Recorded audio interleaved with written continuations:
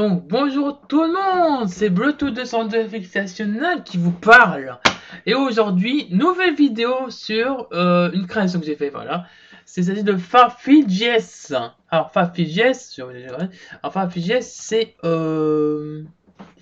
en fait en gros c'est pour afficher une image Farfetch dans un navigateur. Alors voilà, je suis parvenu à faire Farfetch en JavaScript pour voir dans un navigateur à Farfetch.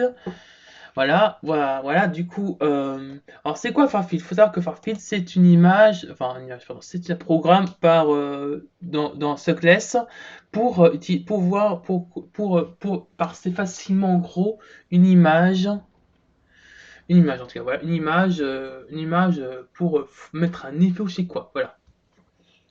Voilà. Alors, il s'agit du coup qu'il n'est pas implémenté, parmi toute la liste qui est là, le Farfetch.js, il n'est pas ici, enfin, il n'est pas là parce que, enfin, en JavaScript, il n'est pas, c'est pour ça pour moi que je l'ai fait.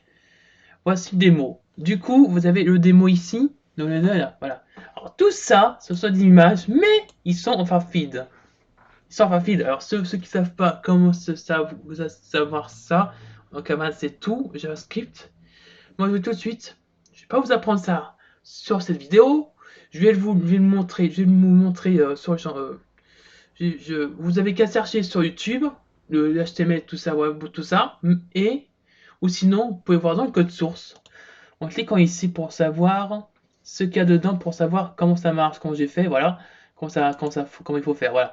Voilà, ça c'est normal, c'est normal. Le mode est là, à partir de là, attention, voilà, ça c'est, alors bon, pour commencer, on va faire ça.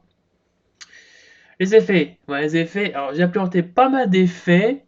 Alors, ces effets viennent de Color Effect Remplacer. Alors, Color Effect Remplacer, c'est moi qui l'a fait. Voilà. Et donc, vous avez add, sub, qui sort ou exclusive. Voilà. Mon noir et blanc, sépia, map. Alors, map, c'est selon une, une palette de couleurs. Et choisit une couleur parmi la palette de couleurs la plus proche de la couleur de pixel courant. Voilà, en gros. Ça, c'est map, encore map. Voilà. Alors, c'est la même chose, sauf que c'est en noir et blanc. C'est encodé normalement sur l'auteur de la palette.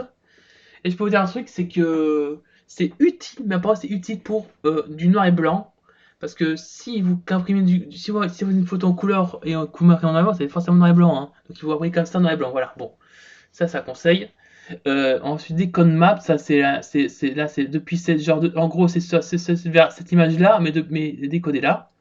Paper color, alors ça, je l'ai déjà monté dans une vidéo. Alors le papier couleur ma parole, je l'ai déjà présenté dans une vidéo.